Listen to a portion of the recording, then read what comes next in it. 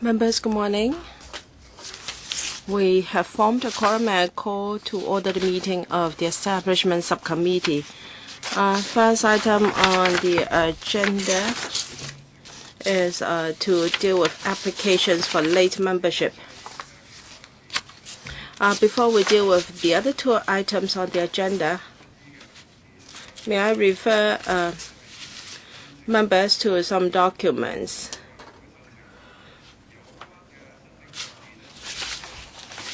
We have application letters from members who are applying to join out of time, and those letters were dated the 8th and the 10th of October 2014. Please refer to paper ESC 5/14/15 and ESC 6/14/15. May I remind members that in accordance with 3B of our rules, the chairman may agree to accept lay membership on grounds of indisposition or absence from Hong Kong. A request for late membership on grounds other than indisposition or absence from Hong Kong shall be put to the subcommittee. The subcommittee shall accept such applications only when sufficient grounds have been provided. That is under 3B of our procedures. Now, if we consider the applications from these 18 members, well, there are three major reasons: mistake or negligence on the part of their assistants, and second, for whatever reasons they failed to respond in time, and then the third category of reasons is other reasons. Now, these members did not join the subcommittee in time because of indisposition or absence from Hong Kong, and therefore, as the chairman, I don't have any discretion to allow these members to join our subcommittee.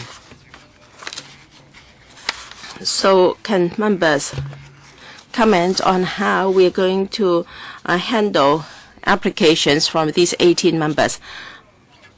I open the floor to members for your views. I hope we will not spend too much time on this because we have two items from the administration to discuss this morning. So members who would like to speak, indication, please.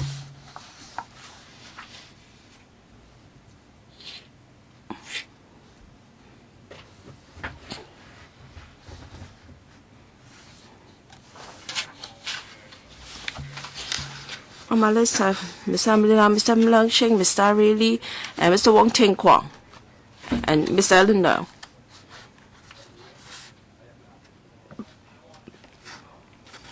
All right. I'm going to allow 3 minutes for each member. Ms. Emily Lau. Chairman, yesterday at another subcommittee under the Finance Committee, there was a similar discussion. Let me repeat.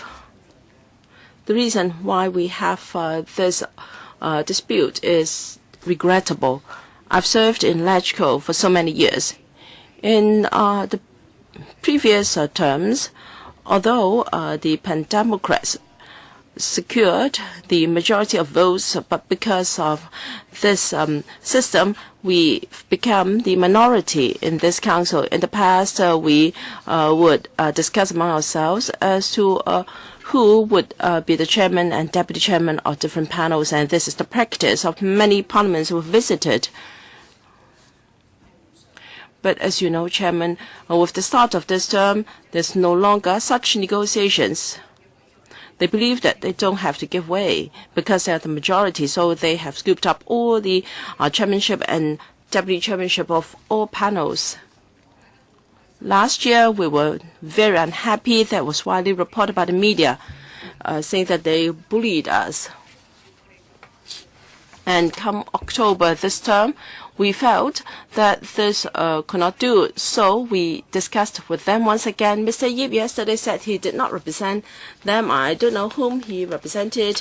And Mr. Leung is the convener of our lunchbox meeting. So we asked whether there should be negotiations for some of the positions. However, they would not concede. They would only give us 1 or 2 posts. So be it.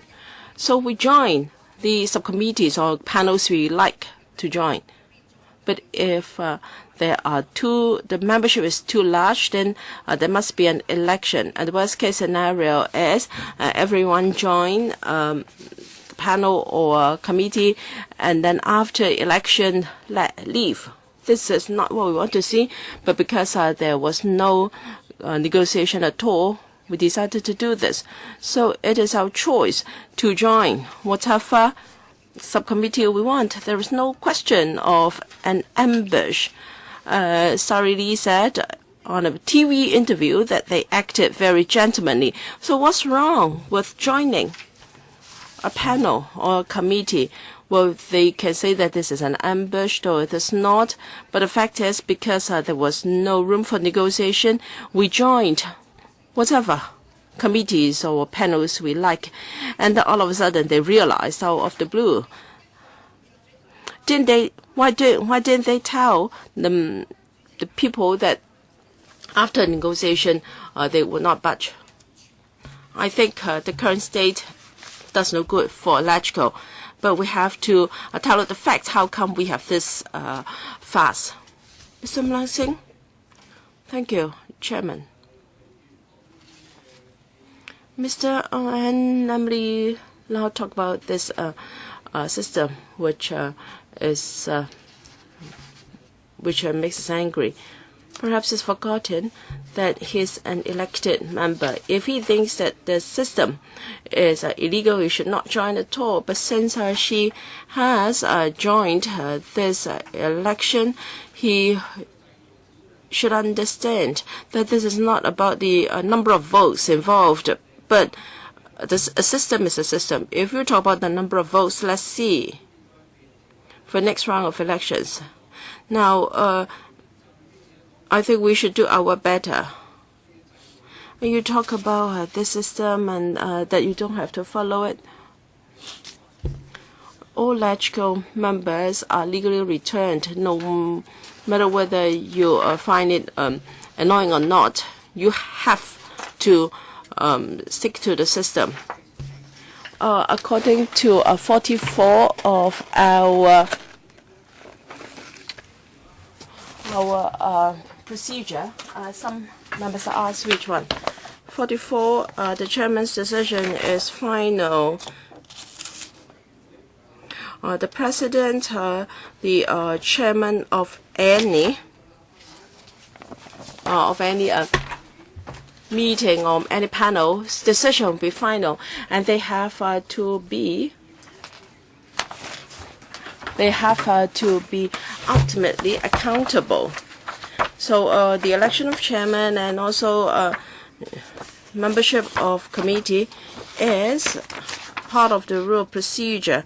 And the president and council, the chairman and committee of the whole council, or the chairman of any committee shall be responsible for the observance of the rules of order in the council and committee respectively. His decision on a point of order shall be final. So, Chairman, it is for you to decide. I support your decision. That's it. Thank you, Mr. Mlang Singh. I'll talk about ROP 44. But I have some doubts. As chairman of this subcommittee, I have to comply with the rules of procedure. I'm not sure whether I have any delegated authority, and that is the crux of the legal liability involved. Of course, Rule 44 you quoted is entirely correct. You want to continue? Yes, please. In response, I've really stressed that the chairman of any committee, that means you are one of them. May I ask our secretary whether committee, the word committee includes subcommittee? I do not see the word subcommittee because 44 said that Council or the chairman of any subcommittee shall be responsible for the observance of the rules of order in the council and committee respectively. His decision on point of order shall be final. 但係呢個我當然清楚。咁但係呢，of course, the word used is committee. Will include the word subcommittee because we cannot draw any inferences by saying that subcommittee would be inferred by the word committee. This is my sole observation. 請你再了解清楚啦，好嘛？我唔再喺度討論啦。So please understand further. I will not engage in the debate with you. So what I said was, does the word committee include subcommittee? Is there such a legal interpretation? Can I defer to our legal advisor? Assistant SG? Thank you. Please refer to paragraph 26 of the FC procedure. In fact, 26 has quoted or has made reference to ROP 44, and that is the chairman should observe the rules of procedure in council and committee respectively, and when decision on any point of order shall be final. Thank you. Ms. Mlang Singh. Ms. Sari Lee. I was shocked by what Ms. Samlin I said because what he said was not the facts are known to me. For the sake of the audience listening to these live broadcasts, I have to sort out the facts. First, we want to create a good parliamentary culture so that we can discuss and talk. Of course, negotiations may sometimes fail, sometimes not. For those that are successful, we have got the pro-establishment camp and Pan-Democrats being chairman or deputy chairman of a committee. Well, Ms. Amila, you were the deputy chairman of an FC. For things that we cannot agree, well, we have to resort to an election. So if we look at the last term, you look at the chairman and deputy chairman of different panels, you could see people from different camps. At the start of this term, I think we would like to keep up with our good tradition, but from what I've heard, Pan-Democrats would not negotiate with us anymore because you want to launch the non-cooperation campaign. And you like to open fire. And that's what we've heard. So as a result, we think that we should stick to our original agreement because we think that the community would like us to enjoy cordial relations. As I said to you at a radio program, we had no intention to join different panels so as to maintain our position. And then this incident happened. At the very last minute, all the Pan-Democrats applied to join the Establishment Subcommittee and the Public Works Subcommittee. Well, anyway, members of the public could see how all your members tried to join these two subcommittees at the very last minute to strive for the chairmanship and vice chairmanship of the subcommittees. Well, back to this council's culture. Well, originally, some members didn't join at the beginning, but usually, after writing in and apply for late membership, usually the chairman would approve such late application. And then some controversies began when the filibuster happened, as some members filibustered for the sake of filibustering, and we would like to maintain order in the council. Well, next, Mr. Wong Ting Kwong, please. Thank you, Chairman. First of all, Ms. Emily Lau just now said that we took up all the chairmanship of all the panels and committees. Well, I first of all would like to say that we didn't take up the chairmanship of all committees, not all of them. Well, and then she said that it suddenly dawned on us. Well, indeed, even for the chairman of the establishment subcommittee, we agreed beforehand that for the third and the fourth sessions of this term, chairman of the subcommittee will be taken up by a member of the pan-democratic camp. We did not take away all the seats. We acted in accordance with the mutual agreement made beforehand. However, for the PWSC and ESC, regarding the members who joined the subcommittee, they didn't act according to our previous agreement. Well, Dr. Ann Chang yesterday put it as a stealth act. Well, they acted stealthily, and this is a farce. This is a farce, and we don't want this to happen to the ESC as it did to the PWSC yesterday. We should not drag our feet.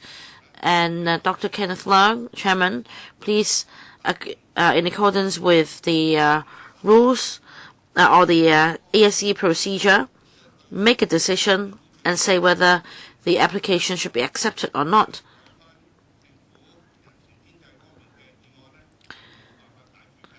Otherwise, the items under ESC cannot be discussed. Just like the PWSC, after meetings after meetings, all issues remain unresolved. It's just a farce. I don't think Dr. Kenneth Leung is a person of this character, so I hope you can fulfill your duties as chairman. Next, Mr. Alan Young. I firmly believe that Dr. Kenneth Leung will act in accordance with the powers given to him in the ESC, and he will also act in accordance with the ESC procedures. Well, recently we often talk about the rule of law. However, we need to note that it's all about the exercise of powers. Now, as chairman, Dr. Leung, you understand that you are also exercising powers given in the ESC procedure. Now, and this is actually coming from Rule 3B of the ESC procedure. And as chairman puts it just now, other than indisposition or absence from Hong Kong, any late application for membership should be based on sufficient grounds before the subcommittee could accept such applications. So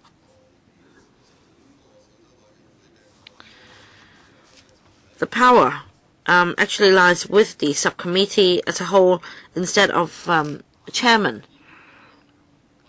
He cannot represent all members of the subcommittee.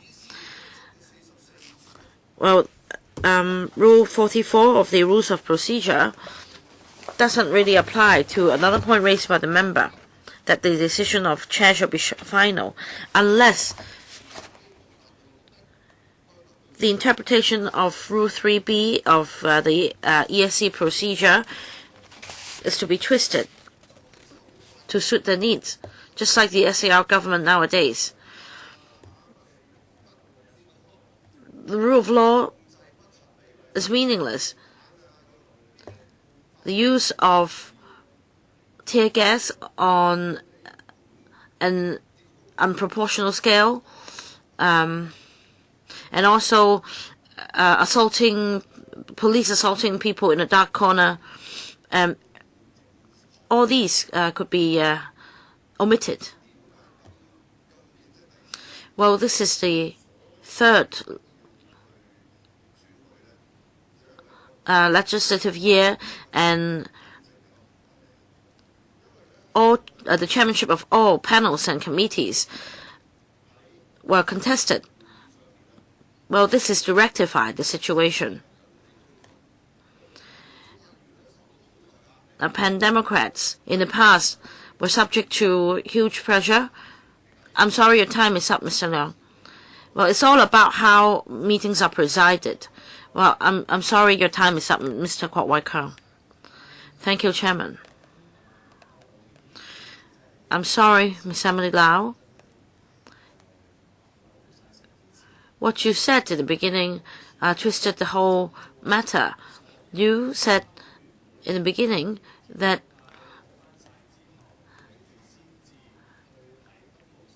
the pro-establishment camp took hold of all the panels and committees, and then you Pan-Democrats resorted to contesting chairmanship for these two subcommittees. And this is a twist of facts. Although we have more members from the pro-establishment camp on other panels and committees, we have been, by agreement, allowing members of the Pan-Democratic camp to be chairman and vice chairman of some panels and committees. But now, some members took the initiative and breached the previous agreement. And it's wrong to say that it's us who breached the agreement first. Of course, some would believe you, but I hope that everyone would be clear about the situation. Well, all 26 members from your camp joined, and how many are there? How many from your camp are there now? 9 out of 26, and Mr. Ray Chan and another member came in late, actually.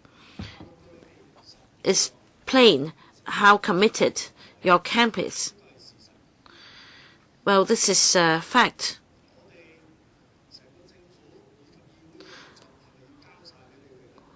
So should we hand over the operation of the whole committee or the council to you? That is why our camp decides to join the subcommittees so that you won't act mischievously. Mr. Lee Chuk-yen. Well, things are very clear. You pro-establishment camp members have always been a bully, and this year is very clear. As Ms. Starry Lee said, if we could not reach agreement on some matters, we go for we put this to a vote, and that is the case. You have been dominating the council for so long, and now we couldn't reach an agreement, so we put this to a vote, and then we won. And then, well, being a sore loser, your camp then summoned members to join the subcommittee. Things are very simple. And this is about handling late applications. Well, Mr. Ng Leung Seng only talked about one of the rules, but not another. The most important rule is 3B, and that is late applications should be made on sufficient grounds. So I'd like to ask everyone to look at the late applications and see if the grounds are sufficient. I'm very dissatisfied with the DAB's conduct. Well, that is due to an error made by the assistant, and it's a matter of their conduct.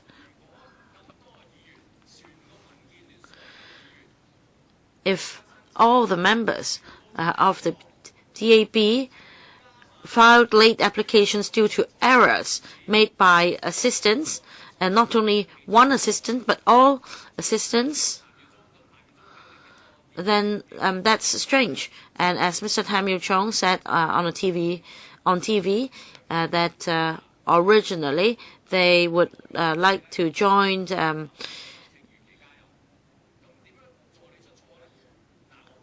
according to the established practice, and then an assistant made a mistake, and having seen so many Pan-Democrats joined, they then filed late applications. I think they're shameless. They put the blame on their assistants' mistakes.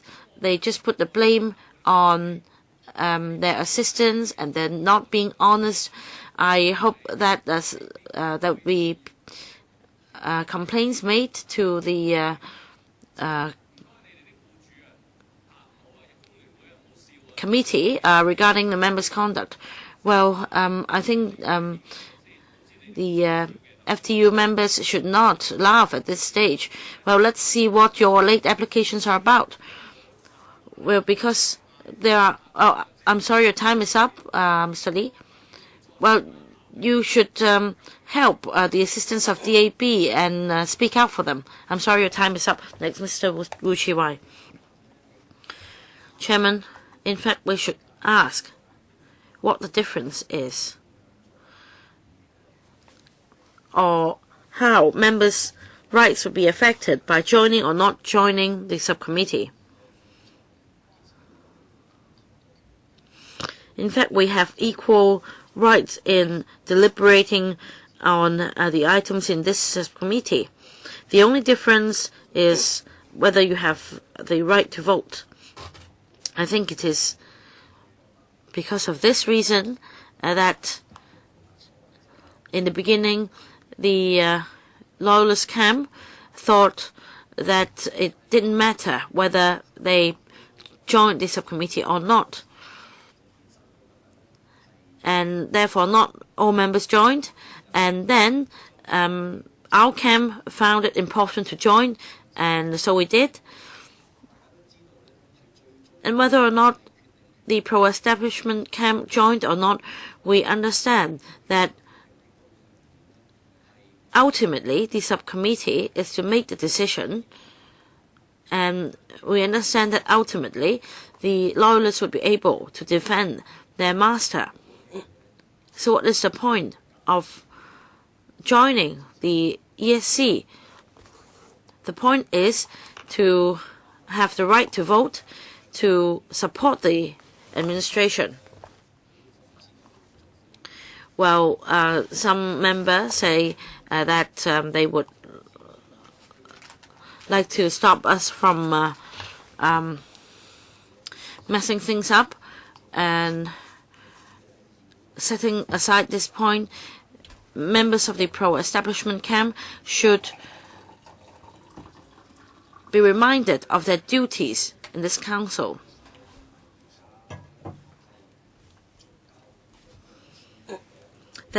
And also,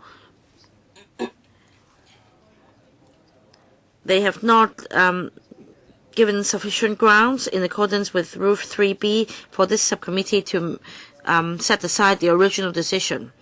And as the Secretariat just supplemented in the Rules of Procedure, Rule 44, the Chairman's decision shall be final. And yet, according to 3B, the Chairman is bound by, the Chairman's power is bound by Rule 3B. And I think you should clarify this matter by seeking legal advice. When your powers are confined so clearly in Rule 3B, can you still make a decision in accordance with Rule 26 to overturn the original written decision? Mr. Sin Chung Kai. Mr. Len Leung represented the Pan-Democrats in negotiation with the pro-establishment camp. When negotiation failed, Mr. Len Leung reported at our lunchbox meeting that he made very clear to the other side that there would be elections, full elections of chairmanship. Well, therefore, in order to win an election, we have to exhaust all reasonable means. Now, this is not really any ambush. We have everything is in the open. It was not ambush in a dark corner. We already told them well beforehand that we would run in elections. And what Mr. Lee Cheng-yen referred to was a question of integrity. Some members here told a different story in their applications in front of the TV camera. So obviously they are lying, or they're lying to this subcommittee. The one who's most honest but who was inaccurate was Dr. N. Jen. She said in her application that because someone in the opposition camp have gone back on their works. However, Mr. Lin Cheng told them very clearly that there would be elections.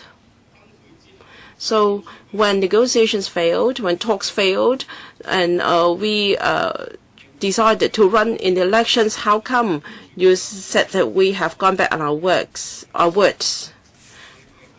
Although we've lost in almost all elections, we've made clear our intention early on. So we can't deal with applications that are obviously deceiving this subcommittee, because remarks made in front of the TV camera and what's on the applications were entirely different. So how do we deal with such matters? How are we going to deal with members who've lied to this subcommittee? Thank you. Mr. Stephen Ho, point of order. My name was behind Mr. Sin Chung Kai. How come Mr. Stephen Ho is ahead of me? Because Mr. Stephen Ho raised his hand first, and then he indicated that he was not going to speak. So we changed the display, and then he said that he would like to speak. Mr. Raymond Chen, well, that was just a question. Okay. Mr. Stephen Ho. Anyway, I did withdraw, so follow the procedures. No, you have to sort this out first. It doesn't matter who speaks first. I just want to stick to the rule. Now, if somebody has left the queue, and should he rejoin at the very end or resume his original position? I don't want to create a bad precedent. Well, when I press the button again, I already anticipated this. So please make a ruling. All right, then I will allow Mr. Chen Chi-chun to speak first.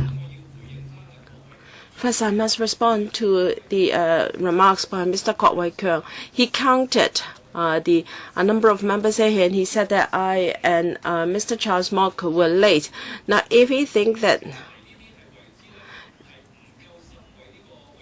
if you are late or if you were in front of the TV, then and will only appear later, you think that we're being insincere or not dedicated enough, then you should support my request for a quorum count, because whether you are present or not is an indication of whether you are dedicated or not. Then we will ask for a quorum call every 15 minutes because you challenged us for not being dedicated enough.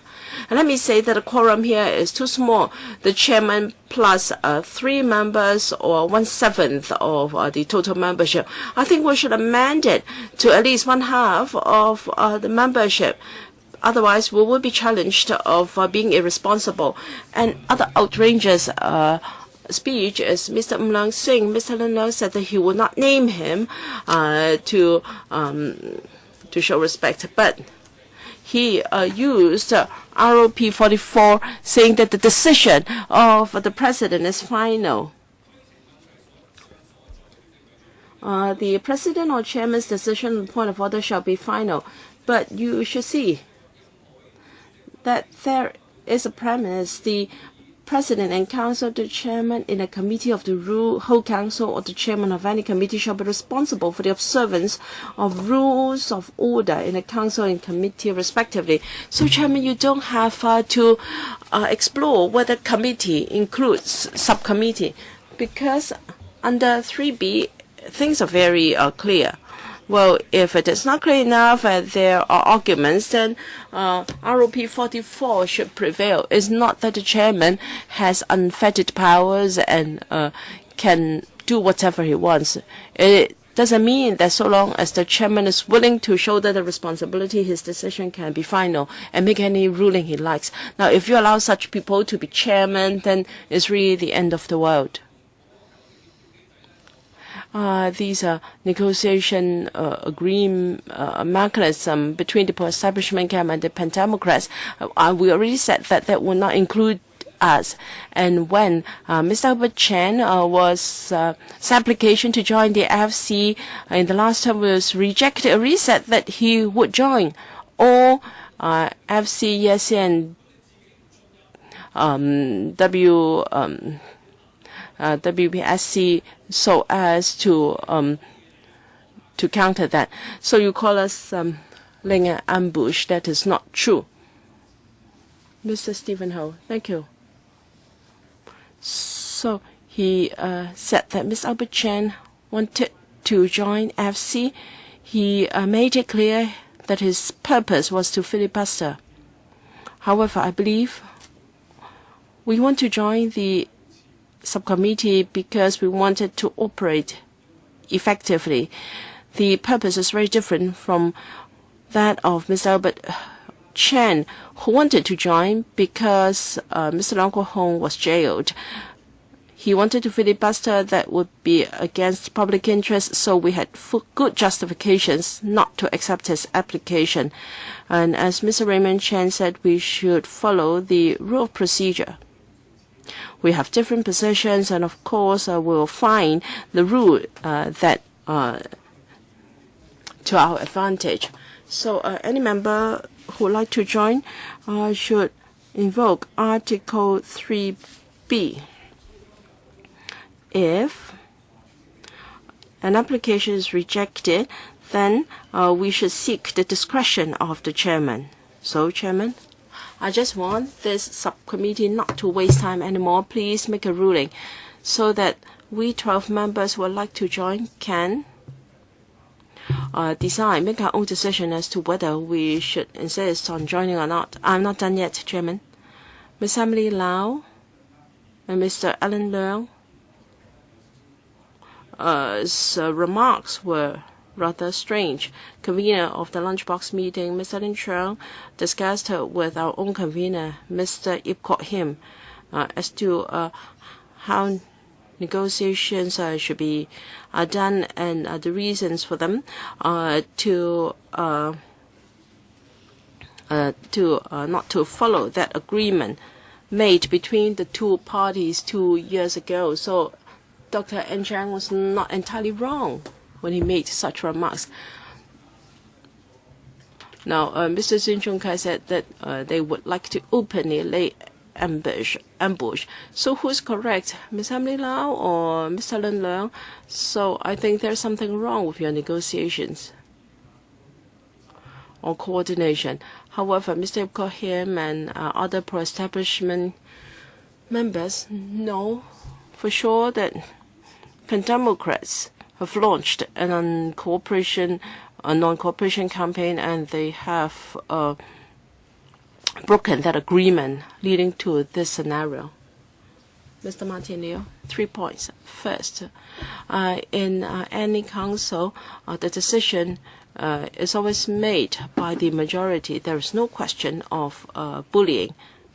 Well, just like the election or the voting we're going to do very soon, I'm sure Pan-Democrats would dominate, and I won't call them bullies as a result. So you have to sort this out first. We have to respect the principle of the majority prevailing over the minority. I really don't want to hear such remarks. And secondly,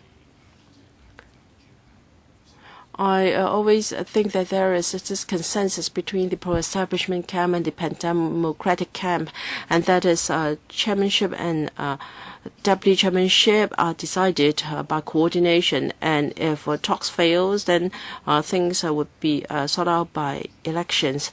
We have seen chairmanship being taken up by both pro-establishment members and pan-democrats. And there are cases where the pro-establishment member and a pan-democrat chairman and deputy chairman of a panel, respectively, and vice versa. However, this consensus is entirely ruined. I think this is an opportunity for us to rebuild this consensus. Otherwise, next year you will really see what you call bullying. I think this is not what you want to see. Thank you. Dr. Kwakaki.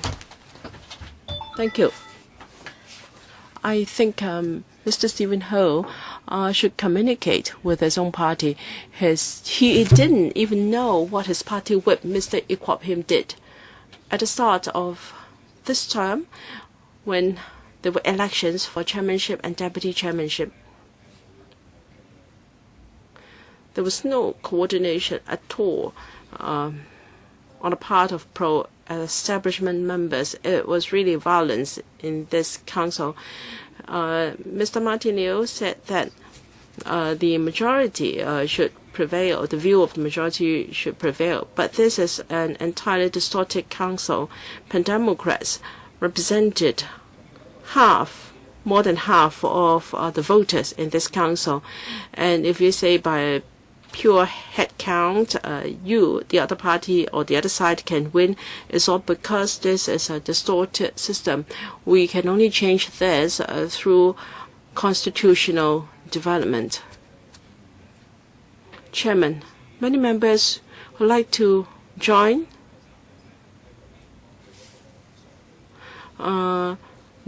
doing what they did in their applications to join the PWSC.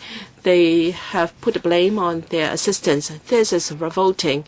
If perhaps they have been taken to task by the Chinese liaison office for not doing a good job, for and not being good loyalists. Well, if you want to join, it would be easier for us to consider if you have better reasons. And yet most of them have put the blame on their assistants. I've said a number of times that assistants are not paid in order to be scapegoats. And of course, we welcome their assistants to attend the meeting to tell us how come they could not join the ESC in time.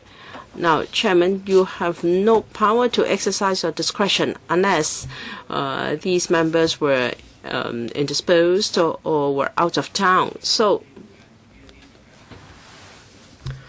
Chairman, perhaps you should allow these members an opportunity to tell us their reasons for failing to join in time. If they have shifted the burden to their assistants, then I will invite their assistants to tell us how come these members are so irresponsible. I suggest we hold a special meeting to discuss that. Mr. Leung Yiu-chung. Thank you, Chairman. Well, just now many members talked about the consensus mechanism that we had in the past, and that is a breach of agreement by the Pan-Democrats. I've never been the coordinator, so I don't know the details. But I've been in this council for a very long time already, and to be frank, it's not really an agreement or consensus. Chairmanship of important panels and committees, well, according to our convener, well, they would come back and tell us that there is no room for agreement anyway. We would be squeezed out anyway. And very often what we hear is that we would get a share of this and that, and but not those. Those are out of our league. So is this really a kind of consensus? Well, we feel really helpless because, as another member put it just now, the majority rules. So if you are not happy with it, then let's put this to a vote. And of course we know by voting we wouldn't get what we want. So we get the leftovers, we get a share of what the other side doesn't want. So we applied for membership within time specified in the rules of procedure. Things are very simple. If you want a true consensus or a true agreement, then why don't we take turns to be chairman of all panels and committees? But that's not the case. I've been in this council for over a decade. For these subcommittees, how many times did Democratic members get the chairmanship? Just 1 or 2 years. Oh, please don't start a dialogue among yourselves. So for many years, it's up to the loyalists to decide whether or not they would give us chairmanship. So it's actually kind of a gift of mercy. They just give us the positions because they have mercy on us. So please act in accordance with Rule 3B. First round, we still have Dr. Kenneth Chan. Anyone else? Please put up your hands. Mr. Albert Chan. So Dr. Kenneth Chan first. Chairman, well, many members of the public would be disappointed in the operation of this council and the culture of this council, and it's not a surprise at all. And I am a scholar specialized in research in council and parliamentary culture and operation, and it's really a public outcry because many members are not returned by public mandate, and a healthy parliamentary system, I think we should understand as a matter of general knowledge what happens around the world. If you want to have the separation of 3 powers, if we want to have checks and balances, usually chairmanship of panels and committees should be given to the opposition camp as a matter of checks and balances. However, you, despite having fewer votes, became the biggest bully in the council and dominated all the positions and chairmanship of panels and committees. This administration is really narrow-minded. They are always worried about various things, and they do not have confidence. If they really have ideals, if they really have confidence, they don't need to take up all the seats. But the situation is, as the member just put it, well, they take up all the seats they like and just give us the leftovers. And just now, Mr. Nguyen Singh asked you, as chairman, to exercise your power in accordance with Rule 44 of the ROP or Paragraph 3B of the ESC procedure. And that's why in the NENT funding application last year, he made such a mess. It's an abuse of power. Perhaps he had been a member of the CPBCC for so long, he thought he could do whatever he liked. But Chairman, please don't do what he says, and please observe Para 3B.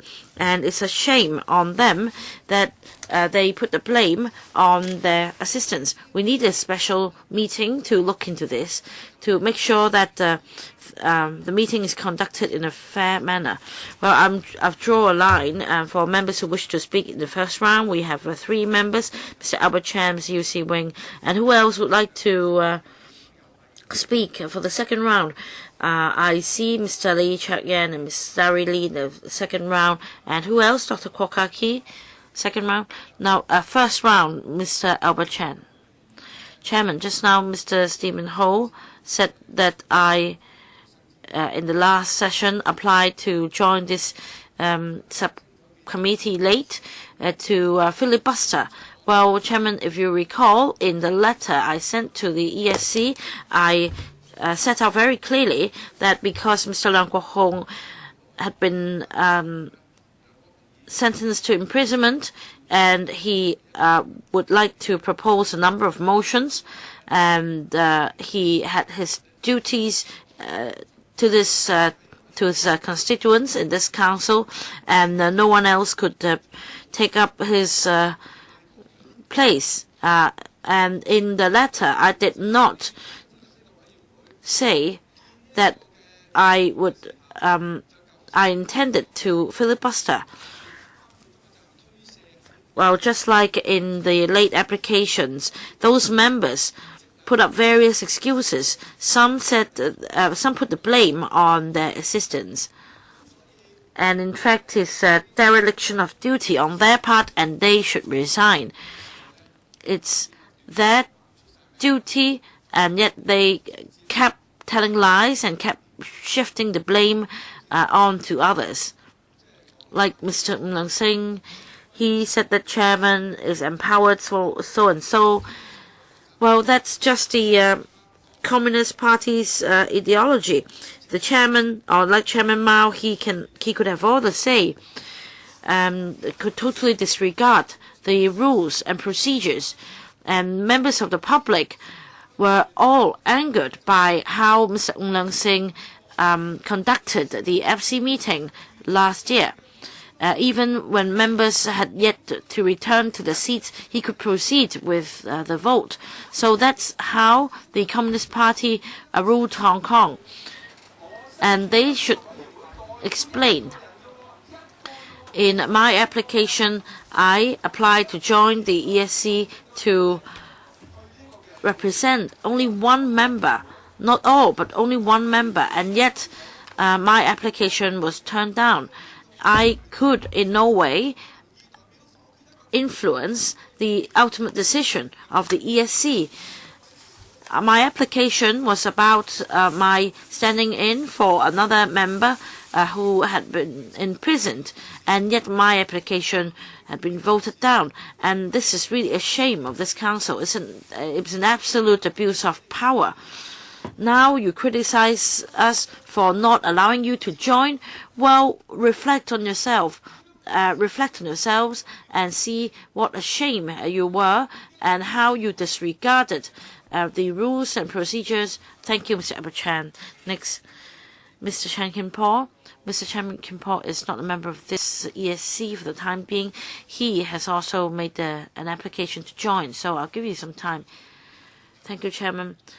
Yesterday at the PWSC meeting, we had a 2-hour discussion of a similar nature, and the opposition camp made it clear that in fact is an ambush on their part. So they in fact admitted that it's a breach of our previous agreement. Anyway, we should look ahead, and I understand that some members indicated yesterday that they would no longer attend and speak, and we should perhaps make good use of the time. We should not ask for another meeting. We should reach a consensus as soon as possible to salvage public confidence. Next, Mr. Yu Se-wing.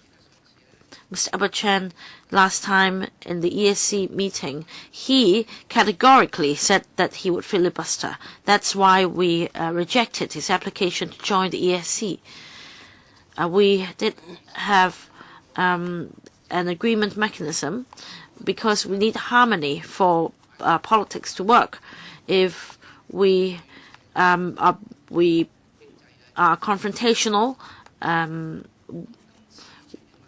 it would be bad for people's livelihood and for the politics of Hong Kong. This is happening because, well, is it because of the pro-establishment camp or the pan-democratic camp? I think it's time we stop the bickering. Well, even if this time one camp wins, what happens next time? Should we continue to be confrontational? Is it good for the Council? I hope everyone could think about it. I think Mr. Chen Kin-po is right. Let's save the talk and look forward. I don't agree to this special meeting. Yesterday we had a 2-hour meeting at the PAWSC meeting. We did not have any conclusion, and next time we just repeat the same argument. Even if there is another meeting for the PWSC, we just repeat the same discussion. So what is the point of that? We have 3 items this time. So I hope that we can all look forward. I oppose the special meeting of the ESC. Thank you. Second round. We have 3 members. 3 minutes each. Mr. Lee Chuk-yan first. Mr. Lee Chuk-yan is not here, so Mr. Lee. Chairman, well, it's very important to be honest. If there was an agreement, you can't say that there wasn't. Well, you need to admit that in fact you that did not join until the very last minute. You wanted to stage the non-cooperation campaign, so admit it. And it's really well, and now the Council is being occupied. And that's the truth. Not last time about the Queen Mary Hospital redevelopment project. You said that one more meeting, and then things could, and then it could be put to a vote. And then what happened? And about the amendment to the rules of procedure, well, many members of the public would like to see the rules amended. Well, another point I'm not happy with is that many members questioned the members' integrity. I mean, members who would like to join the ESC out of time, please don't question the integrity of these members. Well, some members would like to join the ESC out of time, and yet other members are immediately ask for a special committee. In fact, they're trying to delay matters. I oppose the special meeting, and Chairman, I hope that this matter can be dealt with as soon as possible so that we can move on to the agenda proper. Next, Mr. Lee Chuk-yan. Thank you, Mr. Lee, for making such grand remarks and allege that we could actually control the Council. We're in the minority. It would be a miracle for us to do so. We very much would hope to do so, but that's not the reality. The reality is that the Council is dominated by the pro-establishment camp. And I'd like to respond to a number of points. Last time it was said that Mr. Albert Chan intended to filibuster, but it's a matter of political judgment. Well, it depends on your political judgment. Filibuster can be for the sake of the community. You say that you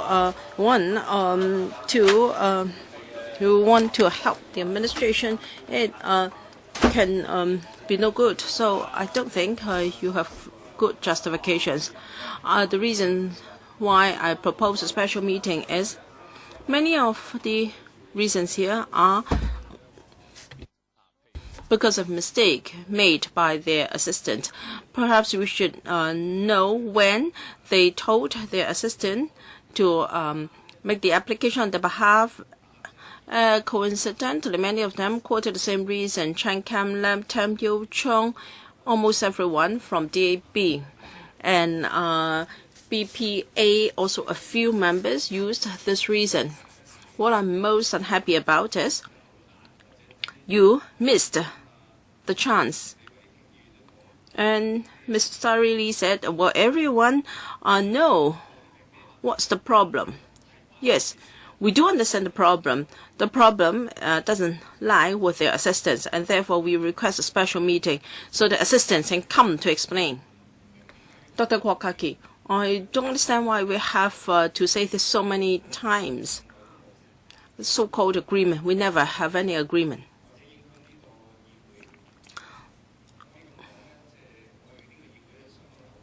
This Council is very distorted whenever there is a disorder from the Chinese liaison office.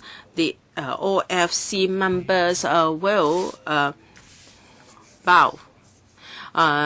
Virginia wanted to move on a German debate in Council sitting today, but she has withdrawn her motion.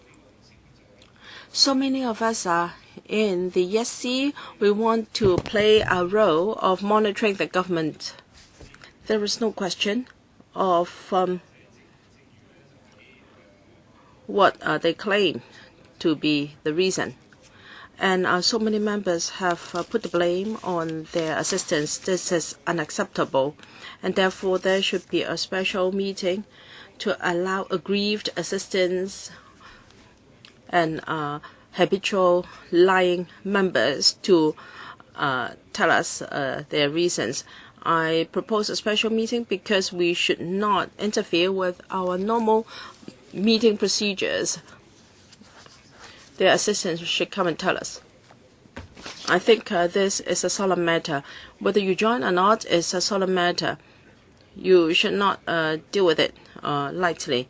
Yes, I hope that the chairman can find a time to convene a special meeting, and that will not block the agenda items on our ESC. And as regards the timing, we should allow sufficient time for members who are prepared to join to come where possible. We should give them a number of options so that they can pick the time that suits them most, so that we can have the greatest number of members present. Thank you. Dr. Kwakaki. Well, having considered the relevant procedure and rules of procedure, now let me supplement a bit. Some members mentioned ROP 44 and also ESC number 26 and also 3B of the ESC procedure. How do these rules conflict with one another? If we use common law to interpret, if we use statutory interpretation, a general provision cannot prevail over a specific provision. Well, I think this is just Law 101. It is about how to. It is a basic principle of statutory interpretation. So I'm of the view that for 3B, that is some members want to join the subcommittee, and yet they were late, and I think 3B has an overriding principle, and it is a power to be exercised by the subcommittee members. If I make a discretionary decision on the basis of 3B, then I will override a general principle. And secondly, regarding Rule 44 of our ROP, I think it will allow the chairman of a committee or subcommittee residual power to chair a meeting according to the rules of order. This is my understanding of Rule 44 and 26. Let it be recorded. You may disagree with me. Different legal experts may have a different interpretation. But anyway, I have made my decision. Based on the foregone discussion, and because 18 members have asked to join on different grounds, I hope to convene a special ESC meeting so that we will not delay the consideration of the remaining two items. I will ask the Secretary. Yes, Ms. Sarili? Please, I would like to respond to your remarks after you are done. I am done. You may respond. 1 minute. I disagree to your decision to convene a special meeting. Can you please put on record? Because having a special meeting is another round of filibustering to delay our procedures. And this already happened in PWSC. I fail to see how the special meeting could help matters. What happened in PWC could not be put to this ESC because the chairmen are different. Ms. Wang Tinkwang, in my speech, I invited you to make a decision. Well, I already made the decision. I gave you the reasons. I hope you can make a ruling. And please do not procrastinate by convening another meeting. Mr. Bertrand, it's normal for us to have meetings, and one member cannot speak on behalf of the other of all 18 members. I once applied to join a panel or committee too, so it is important that the members concerned can make representations. Of course, they can give up their right, and I think the chairman should convene a special meeting to allow them to state their case, because what's said in the letter may not be entirely true, and they might have changed their position. They claimed that it was the fault of the assistants, and they might want to retract that and apologize to their assistants and admit that it is their own responsibilities and they were ambushed, because some pro-establishment members agreed or admitted that they were victim to an ambush.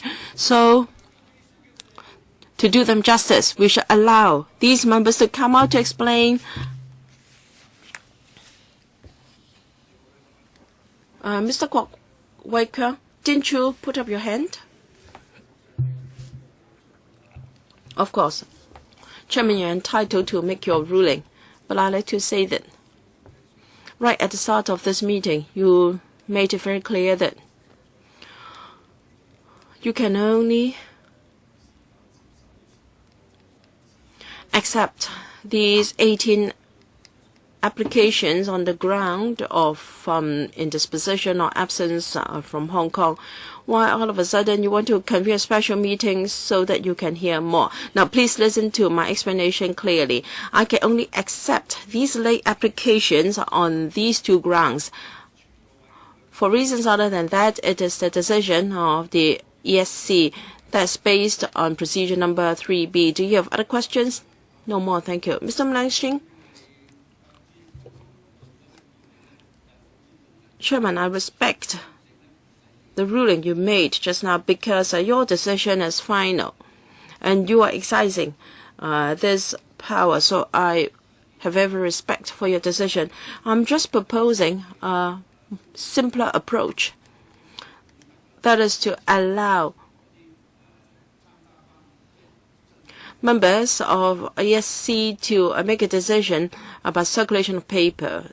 Just ask them to tick whether they agree or disagree. That will save time. Thank you. Then, no, I won't allow.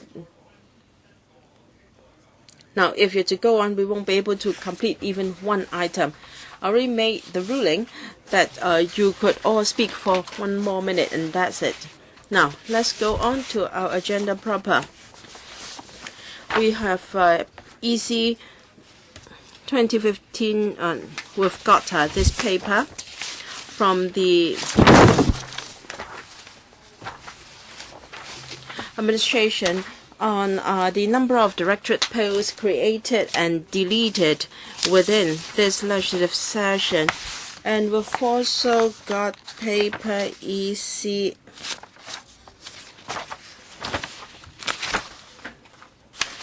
we've also got EC1 number 5. That is about the change in the directorate establishment as a result of approval by the ESC. And may I remind members that if a direct or indirect pecuniary interest, please disclose the nature of the interest in accordance with ROP 83A. And please note the rule on voting on items where you have a direct pecuniary interest under Rule 84. Okay, the first paper from the Judiciary.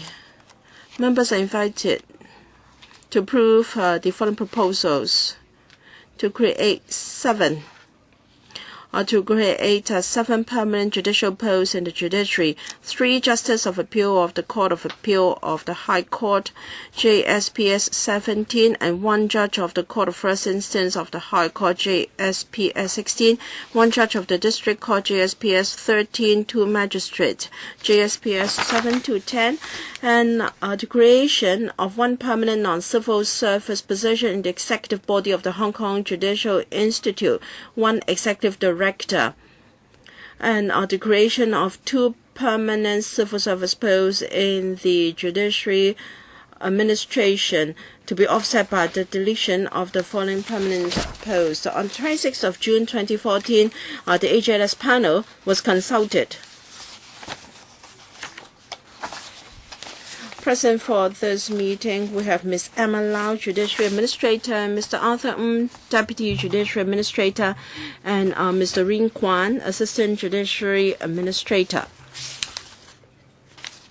Since Dr. Priscilla Leung, Chairman of the AJLS panel, is not here and she is not a member of the subcommittee, I will briefly recount the deliberations of the AJLS on this item. The AJLS panel was consulted on the 24th of June.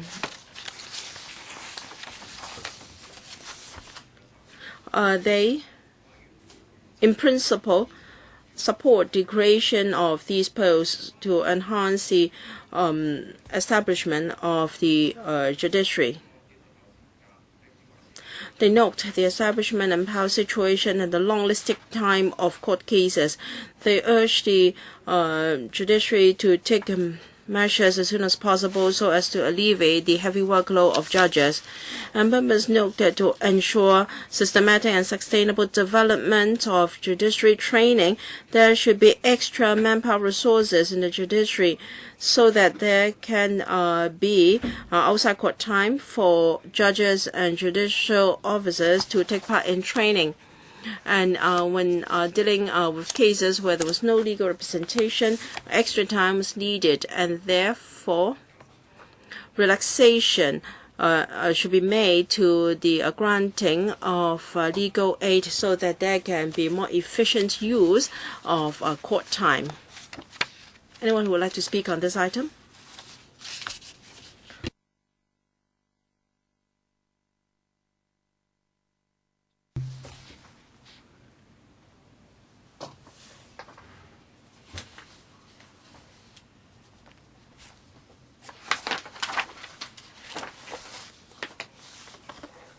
All right. Ms. Emily Lau, Mr. Mlang Shing, Mr. Sin Chung Kai, Mr. Lee, Mr. Bert Chan, Mr. Leung, Mr. Kwok Kaki, and Mr. Kok Wai Keung, 9 members in first round.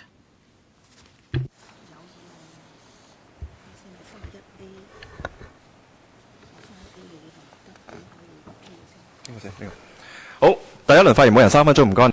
3 minutes each for the first round. Ms. Emily Lau. Chairman, at the panel, over the years, we have discussed one important issue, that is whether the workload of some judges is so heavy so as to cause a very undesirable effect, and that is the waiting time for case hearings and listings are very long. So in principle, I support this item. Well, in particular, in Hong Kong, we have some major issues, civil disobedience, for example, that ultimately reaches the court, and we would like the judges to be open-minded and fair and impartial. Some may say that those issues should not be taken to the court, but if the cases are brought to court, I hope the judges can deal with the cases impartially and fairly. I'd like to know how, by creating posts, the waiting time can be shortened, and so those applicants can be treated more fairly. Yes, would like to take the question? Thank you, Chairman. Thank you, Ms. Lau, for your question. Now, it is the court's duty to adjudicate a case by law. And in 2003, we had an establishment review, and we found that the workload for the High Court judges is very heavy, in particular in relation to appeals. As a result, in relation to civil cases, we were unable to meet the target waiting time, and we also had to deploy additional judges at various levels of court to help deal with the case, deal with the workload. And that is why we propose to create 3 posts, so that 3 Court of Appeal judges can help shorten the waiting time. After creating these 3 posts, if we create another post at the CFI level, more time can be given for cases at the CFI level, and yet I agree with Ms. Emily Lau that we should closely monitor the situation. As for the filling of vacancies of judges and JJOs, I'd like to explain briefly that in the past we have been very proactive in our recruitment exercises. In the first half of this year, we have started recruitment of the permanent and non-permanent judges of the CFA, and we have we are approaching the end of our exercise, and now we have just commenced the recruitment exercise for the CFI judges. Well, my question is very simple, Chairman. I'm talking about the waiting time. She took 3 or 4 minutes. Well, please go back to the queue. I cannot go back to the queue. I have to go downstairs because I'm the duty. I'm the member on duty. It's really outrageous, Mr. Ng Leung Sing. Well, everybody, in Emily Lau's view, is outrageous anyway. Now, I'd like to ask a question on paragraph 4 of the paper about the training for judges.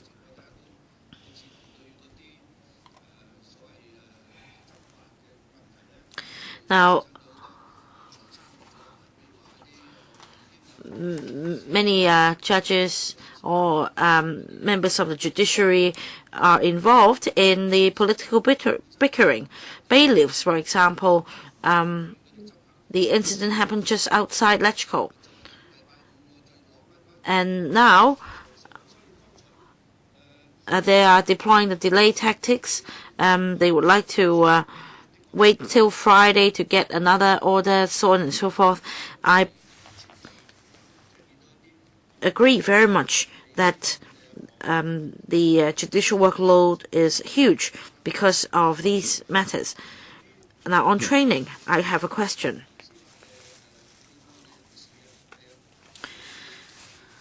For judges and JJOs, they come from the legal sector.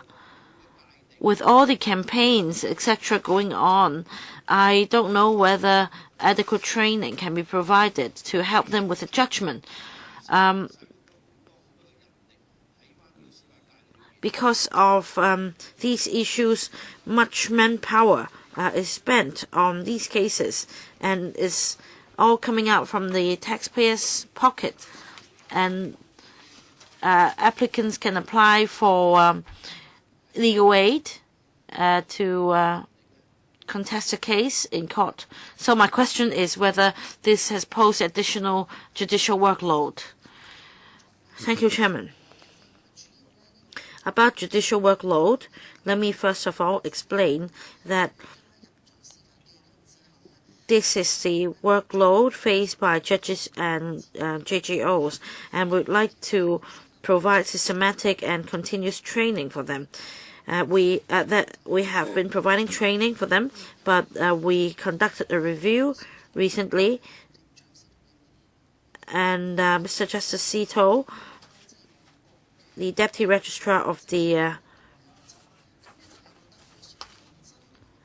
Court of Final Appeal, conducted this review and drew reference from other jurisdictions such as Australia on the training of judges to help them acquire more knowledge and help them, which would help them in presiding over cases.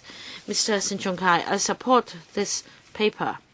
Now, of course, I support judges, etc., but I am more concerned about the IT issue in the judiciary. I see in the paper that there will be a system manager, that is a new post for the information technology aspect. Now, this is just a comment, as explained in your paper, about the stakeholders. I think stakeholders in the judiciary do not just mean parties to litigation, counsel, etc. Stakeholders could also mean members of the public. For example, a member of the public might want to get a written judgment. I see some improvement in recent years, but still the progress has been slow.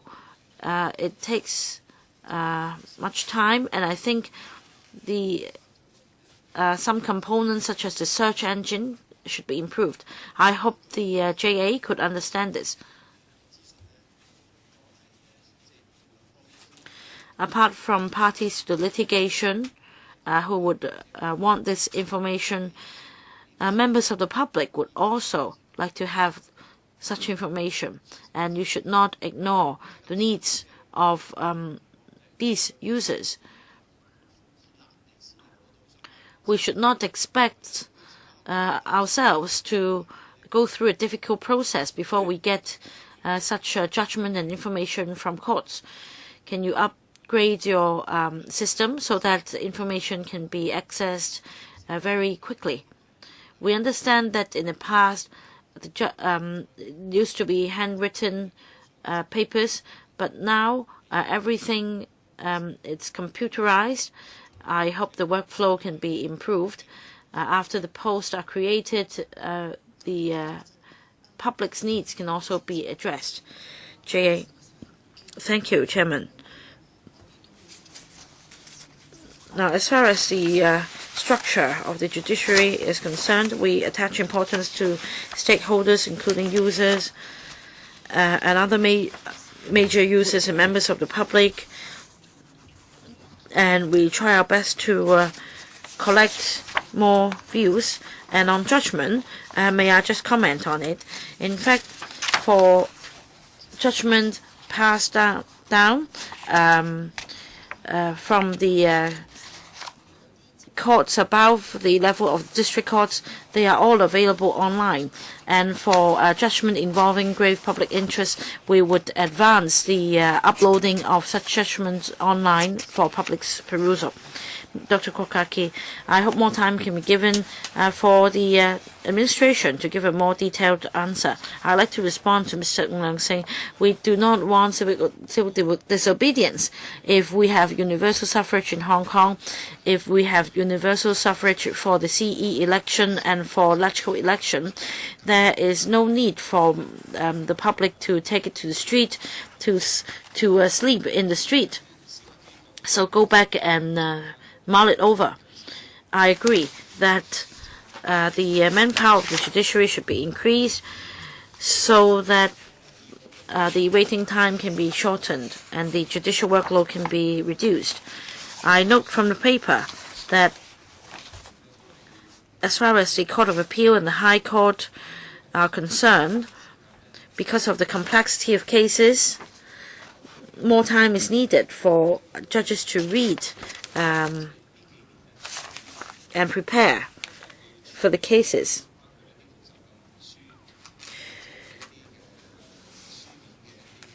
For complex cases requiring written judgment and preparation to be made, I'd like to know some information. How much time is needed, and I'd also like to know about the waiting times. Now, if the proposal is endorsed, by how much would the judicial workload be reduced, or the backlog be reduced? And would the creation of these posts suffice? Would further creation of posts be needed? Of course, we don't know if you would be successful in your recruitment exercise. I think we need members from the legal sector to answer that. But would it help incumbent judges to deal with the large number of cases at the moment? Yes, Ms. Lau. Well, we have looked into it, and it's difficult to come up with a quantifiable figure.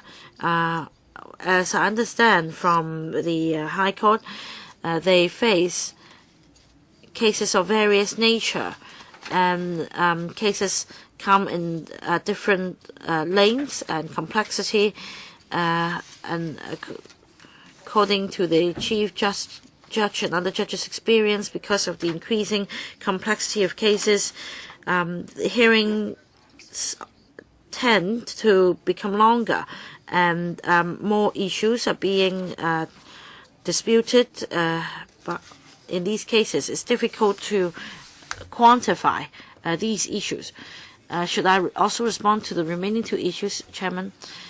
Yes, please do so as quickly as possible. Now, waiting times is not very mechanical, or it's not a rigid mechanism. Well, it's not the case that by creating so-and-so posts we can reduce the waiting time by so-and-so. But definitely, additional manpower would help reduce the long waiting times. Thirdly, about the manpower requirement. We're now focusing on the workload at the Court of Appeal level. But as I said, regular reviews will be conducted, and if necessary, we will submit proposals to the administration and let's go further. Mr. Riley, yes, I'm also concerned about the long waiting time for members of the public. If a trial is dragged on, then it's really torture. According to the paper, the average waiting time in the past few years have been longer than the targets. I'd like to know how much longer, and can you tell us the targets? And with the new posts created, how much time can be shortened? Okay, do you have any quantified indicators?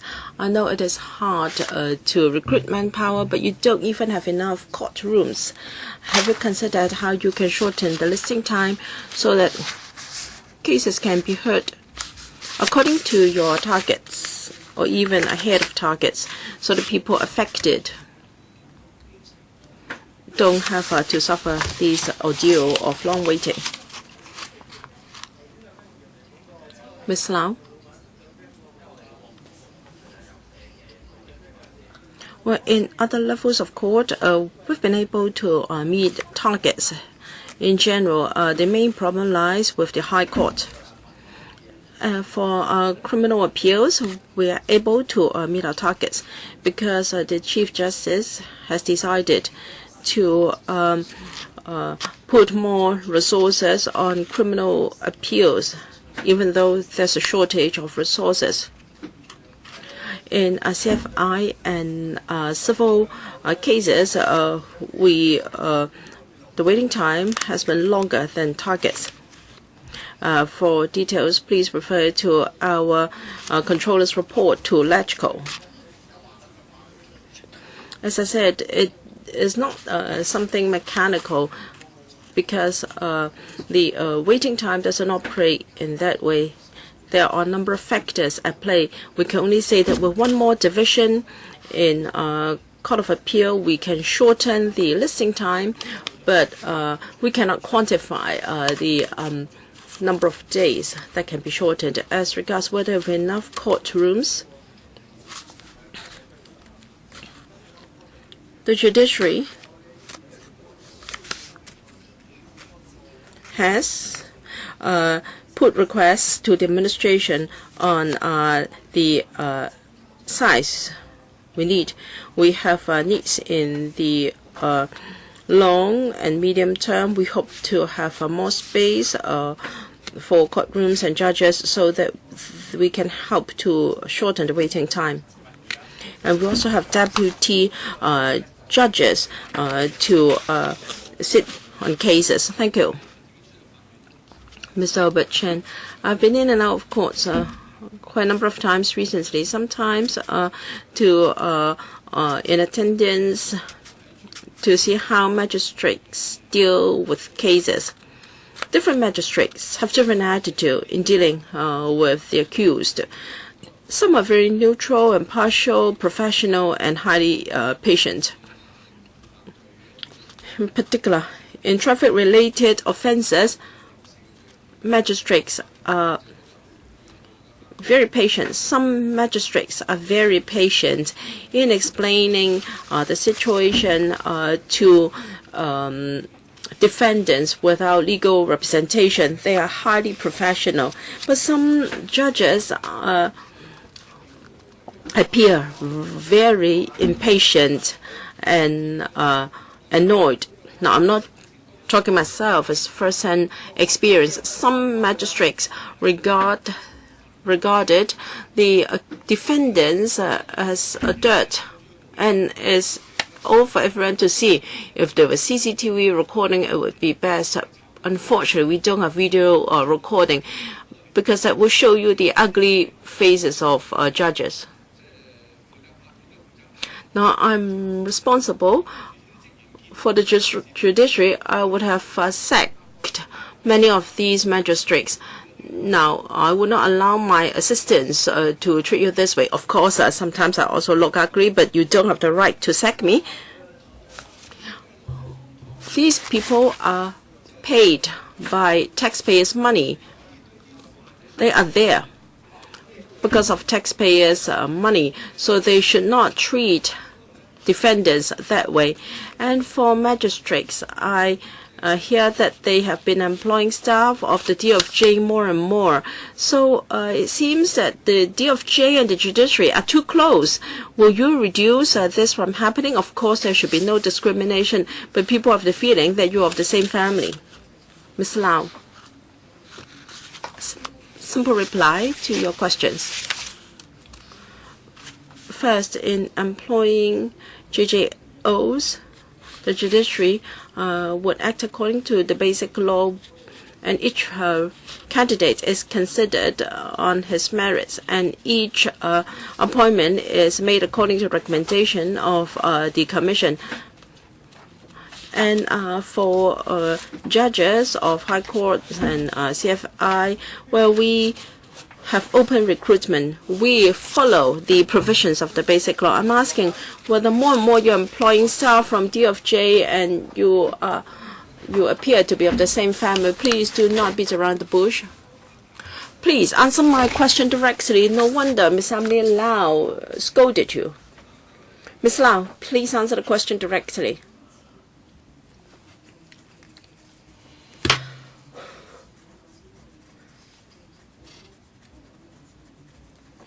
Well, in each recruitment exercise, we have candidates appointed from different sources, maybe from the private sector or from other sources. As far as I can remember, most of our registrars are from the profession. That's my impression. And I think looking at past statistics, most of the appointed magistrates are from practicing professionals. Please give us statistics on whether the appointees were mainly from the academia or from the practicing professionals or from the DFJ. Mr. Alan Leung, justice delayed is justice denied. So, the Civic Party, of course,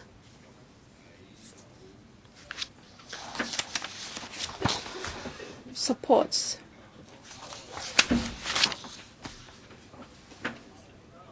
the increase in number of judges when necessary. Mrs. Gary Lam and C.Y. Leung from the government have equated law compliance with the rule of law.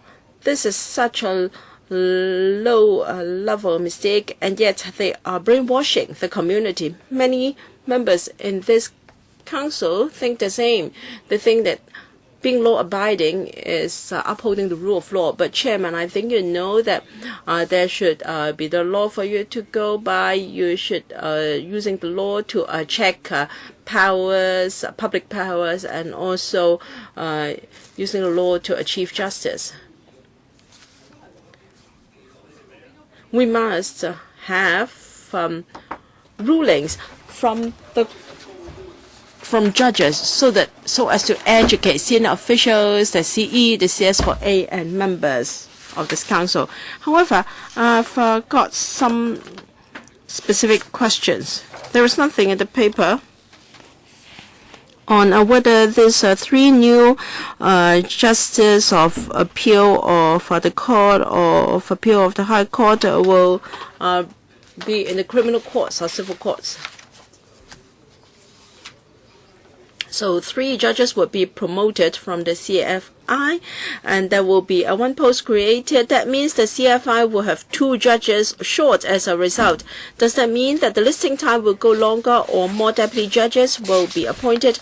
I always think that deputy judges are not good because they can easily or more easily be regarded to be easily influenced or pressurized because they have the question of contract renewal. Please come to your question.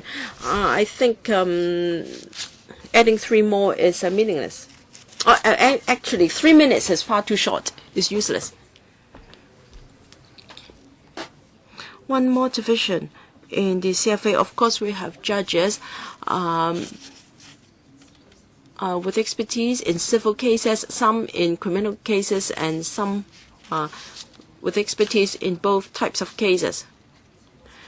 Sometimes an appeal cases might be the decision of a certain judge when he was in the lower court. So it's true that most judges from CFA, or rather judges from CFA, are promoted from CFI. There is no open recruitment. However, we have conducted an open recruitment exercise for judges of CFI, hoping that by more frequent recruitment exercises, we can fill the posts, we can fill the vacancies in CFI. But my question hasn't been answered. I have had a number of exchanges with Ms. Aman Lau, and she's always like that. She's not answering my question. My question is just arithmetics. With a reduction of 3 and addition of 1, there is still 2 less. So can you answer my question? All right.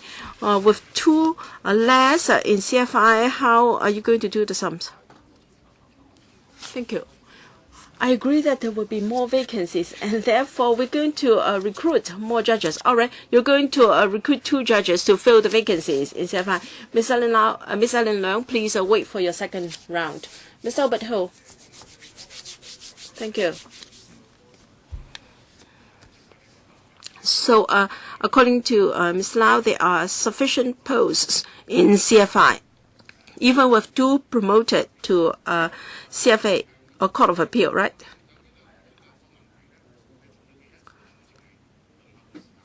But I think there are also 2 important questions. It's not just about the waiting time.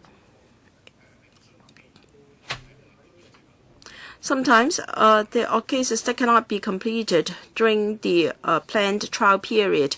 And if such a case has to come up again, then the waiting time is very, very long.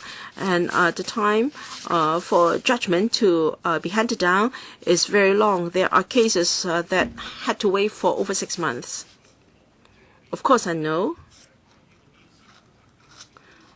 judges are very busy. I know there are more JR cases. But even for application of leave, whether a case can go ahead, well, some waited for more than a month. And this is worrying. So I'd like to know whether the judiciary share our worries. Do you think that by adding 2, you can resolve the problems? Ms. Lau. The number of CFI judges, well, in our last review of the establishment, we focused on Court of Appeal because this is a pressing matter. Because there aren't sufficient judges in our Court of Appeal, we have used judges from CFI. With more judges added to Court of Appeal, there will be more CFI judges kept in CFI to do their work. And we will monitor the situation. When manpower is returned to CFI, will there be sufficient manpower? If not, we have to compile some data, and if there is need for extra manpower, we will put proposals to the administration. But I think it is more prudent to do the review in 2 steps. I think we should look at the statistics or figure in the HLS panel. But as we now know, the family court is also very busy. If a case is not completed within its planned time, then the waiting time will be very long. How about overseas recruitment? In the past, we had overseas recruitment to ensure that there is good exchange. We can recruit outstanding judges from other common law jurisdictions. Regarding the family court, we've reported the situation to the relevant panel. We're conducting a review of the operation of a family court. And in the review, we will also consider the manpower demand for judicial officers. And what about overseas recruitment of judges? Under the basic law, judges are appointed on their merits, and overseas jurisdictions, judges from overseas jurisdictions can also be appointed so long as they fulfill our professional requirements.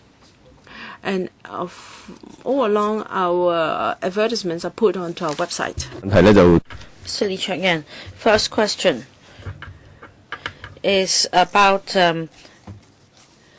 civil service posts and non-civil service posts.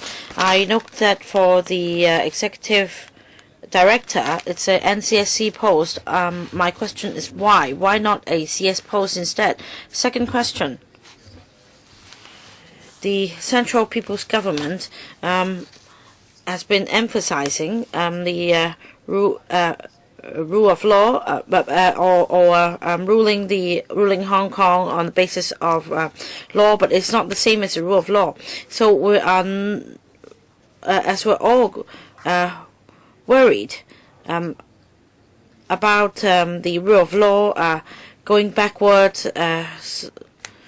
My question is what will happen to the judiciary? Now, according to the proposed executive director's post, he is supposed to develop the Hong Kong Judicial Institute. Now, what would be the emphasis of this institute?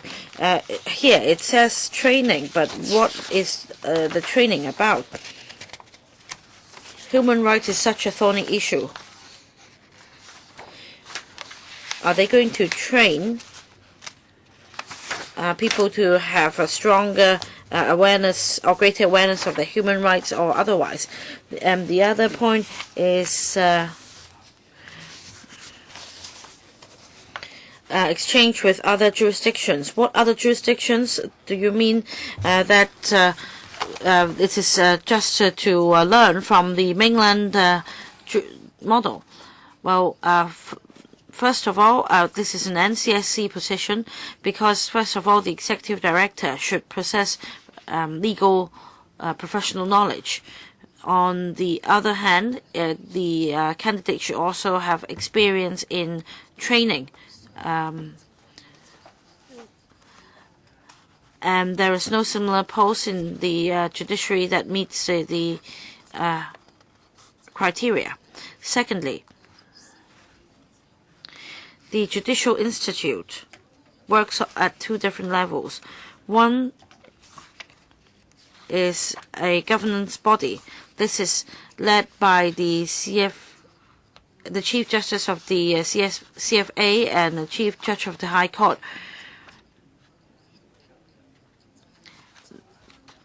The policy would be set down by the governing body, and that is on the relevant skills and training required to for the post in the judiciary. And the proposed executive director is to offer assistance in this regard.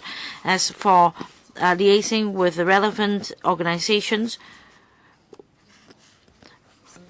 we usually, as a matter of practice, liaise with jurisdictions like Australia, New Zealand, and UK. Next, Mr. Kwok Wai Keung. Well, in fact, I applied to speak on the first round.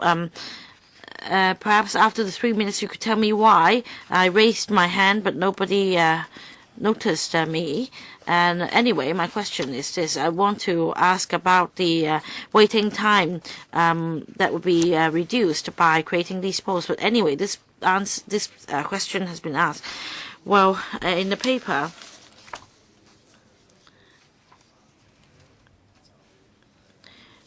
according to the paper, many CFI judges have been asked to deal with the Court of Appeal cases. And now you're proposing to create 3 posts in the Court of Appeal and 1 post at the CFI level. So will the situation would be improved? Slough. After creating the 3 posts at the Court of Appeal level, we feel that on a temporary basis, High Court judges should be deployed to help handle Court of Appeal cases. This is, in fact, a common practice. We are creating some posts because the temporary arrangement has become not so temporary, because the ratio of the High Court judges being deployed to handle Court of Appeal cases is quite high. And if necessary, and on an operational need in future, there would still be such deployment, but then this would be temporary instead of permanent arrangement.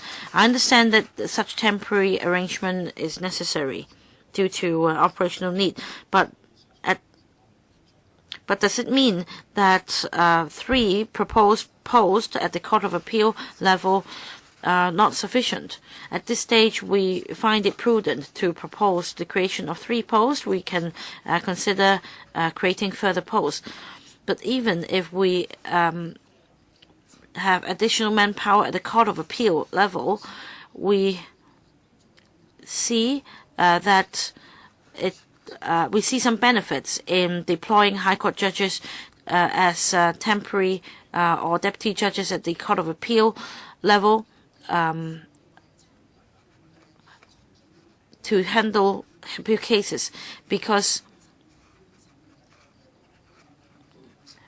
we find this existing ratio undesirable, and that half of the judges cannot deal with these cases. I'm sorry, Mr. Kwok, because of an error in the computer system, you have been put to the back of the list. Ms. Claudia Moore. My question is about the executive director post. This will be a non-civil service position. Well, it's understandable, but from the political point of view, is questionable. The white paper issued by the CPG states that our judges and JJOs are also part of the administration, and yet later it was clarified that because of this actually stemmed from a discrepancy between the Chinese and English version of the white paper. You mentioned in your answer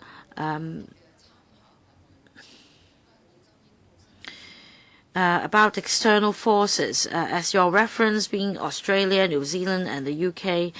I want you to give an undertaking that you will continue with this practice and that there won't be any mainlandization in Hong Kong. Ms. Lau. Actually, about this Hong Kong Judicial Institute and the establishment review, it happened before 2003, and recommendation was put forward to form this Hong Kong Judicial Institute to improve matters. I can only say that judges are required to perform their duties in an impartial manner, and the training provided by this institute will be to support judges in their performance of duties, and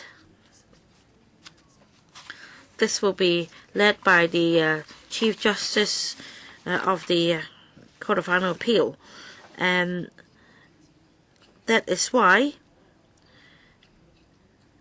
the proposed executive director position is to provide more professional and dedicated support.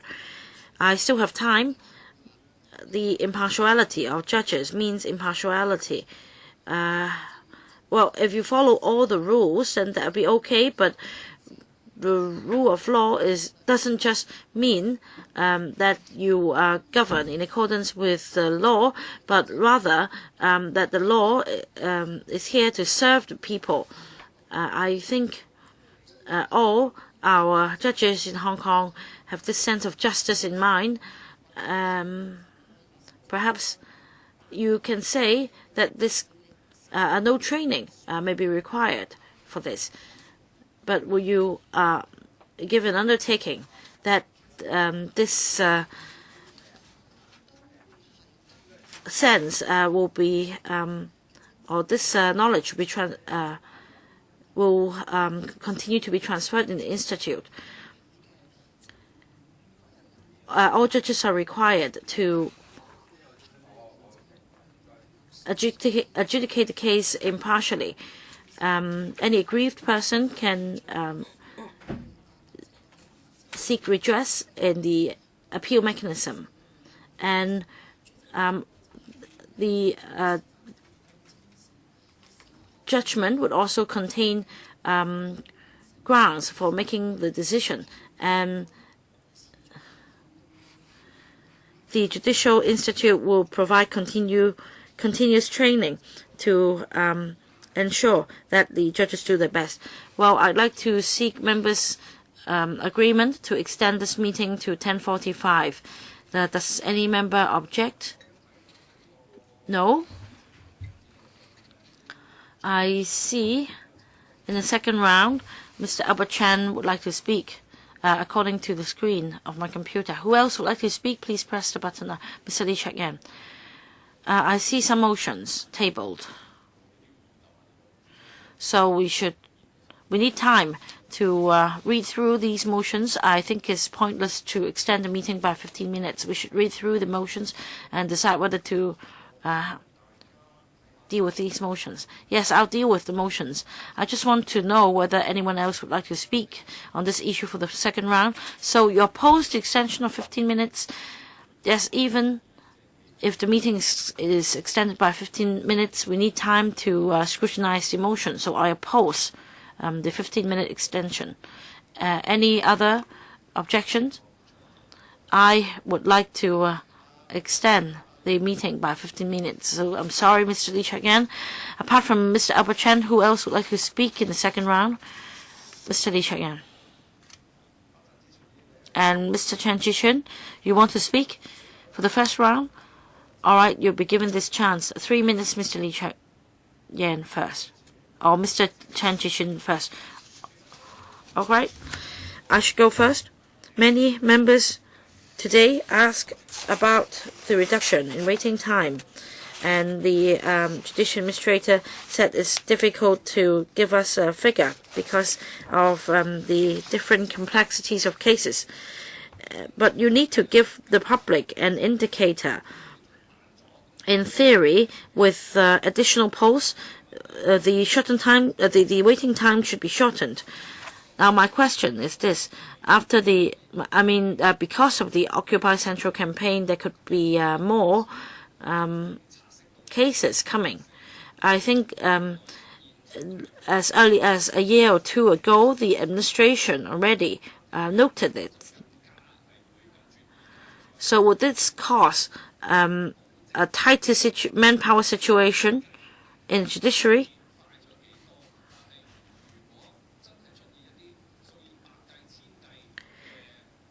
What is your estimate about the reduction in waiting time? If there are more cases, there could be a greater problem with your manpower. Justice delayed is justice denied. So does the administration have anything in mind? Ms. Lau. It is the court's duty to deal with cases that come before the court, so we're in a more passive position. We could only rely on our past experience to analyze and prepare for the situation.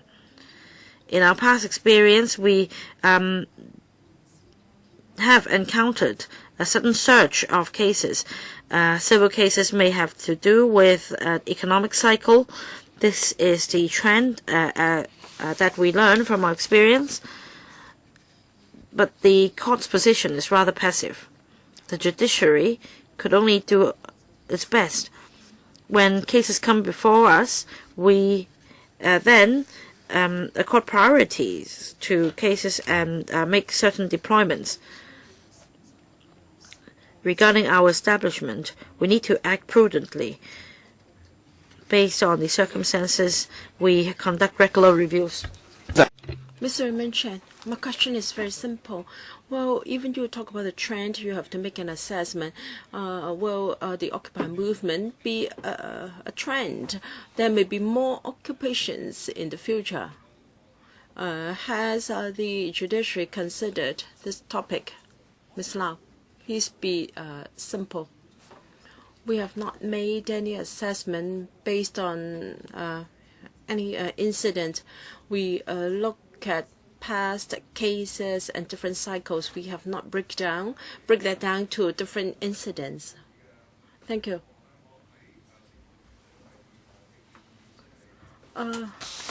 We still have another item, and that is to extend the term of supernumerary posts for 5 years.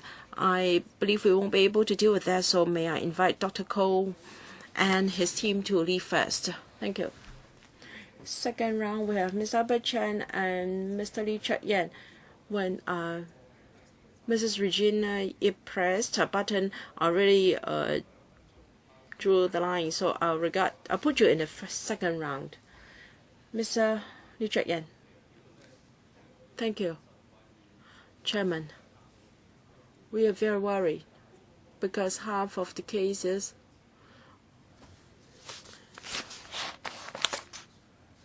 cannot be heard by a permanent post in a permanent judge in a Court of Appeal. According to explanation, the number of cases have not increased substantially.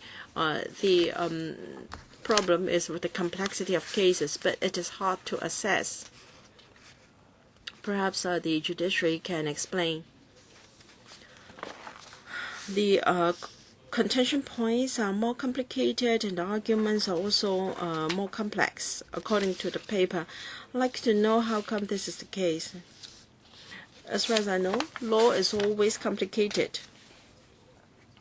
So can you explain how come you have this observation that cases are more and more complex? Of course, we want more CFI, Court of Appeal judges.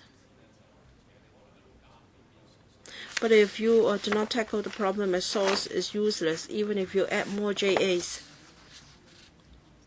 This is according to information from the Chief Justice. There are more and more ordinances, and the legal points and contentions are more and more complicated. And in lower levels of court, the case is also more complicated with longer trial times. By the time they get to the Court of Appeal, the nature is also more complex. Very often, it is an argument on the point of law. As a result, JAs have to spend a lot of time to read papers and to write judgments. Mr. Albert Chen, before the next meeting, I hope the administration can provide us with a paper on the sources of magistrates in the past 5 years, whether there is any change in the proportion of magistrates appointed from the GDFJ. As far as I understand it, the figure is getting bigger. And I also mentioned the attitude of magistrates. Their professional capability is one thing.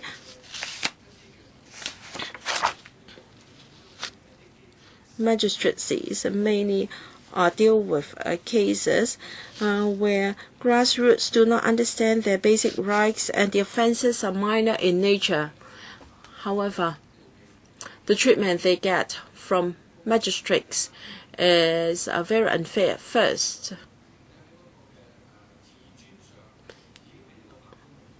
the defendants are being insulted by magistrates even before they are confirmed or they are convicted, and this should not be the case in the law. I don't know about the monitoring mechanism. Judges of more senior courts would not be there to observe the proceedings, and there is no video recording. The verbatim record may not be able to reflect the real picture. So how do you monitor such magistrates? First, the judiciary has got a code of conduct for judges. There are general guidelines for conduct of judges inside and outside courts. We attach a lot of significance for the conduct and professional behavior of judges. We have the highest expectations of them. And if members of the public are not happy with a certain judge, there is an established mechanism for people to complain and to ensure that complaints will be dealt with fairly. Mrs. Regina, we don't have a lot of time left. There are 2 motions, right? I just have to comment on the motions. No, we are talking about the judiciary. Will you reserve time for discussing the motions? We have to end by 10:45, so I'm going to deal with the motions. All right. But you must ensure there is time for the members to explain the motions to us. You tell us you can ask your question first. No, I wait for them to explain the motions first. I'm afraid you won't have enough time. Yes, we're running short of time. Does any other member wish to speak in the second round and third round? 2 minutes, Mr. Albert Chen. I am still talk about the attitude. Of course, you have a complaint mechanism, but faced with unfair treatment, the defendants may feel intimidated in the court, and I don't know whether there are statistics on successful complaints. And I think according to the IPCC or CAPO, over 99.9% of the complaints were not substantiated, in particular when involved police assault to members of the public. So this is about the transparency of the judiciary. I've never heard cases of complaints against a judge that were substantiated. By myself, have seen many such examples. I've seen magistrates that are very patient and with every respect for the rights of the accused, but there are magistrates whose attitude is highly unacceptable. I'm not talking about the complaint system alone, but what about the monitoring mechanism? Ms. Lau. This year, we've submitted a paper to the HLS panel on cases on complaints against judges that were substantiated. So information has been provided. We have guidelines for the conduct of judges, and when there is a problem, we will deal with it in a fair manner. And the Chief Justice has also set up an internal working group to review the complaint mechanism. In the long term, please be brief, Mr. Albert Chan. Well, in other places, video recording in courts is very common. Ms. Lau. Well, as I said, we are reviewing the complaint mechanism and the handling mechanism. All right, EC 2014-15-11. If no other members would like to ask questions, I think we have had sufficient discussion on this item. In accordance with Rule 31A, Mr. Raymond Chan has one motion, and Mr. Albert Chan has got 3 motions. And I have considered these motions under Rule 31A, and I'm of the view that these motions are relevant to the paper in question. We have only got 6 minutes left. I hope that at the next meeting, the first thing we do is for members to decide whether these 4 motions should be discussed. This will be first things first at our next meeting. Members will vote on whether these motions should be discussed. I declare the meeting adjourned. Thank you.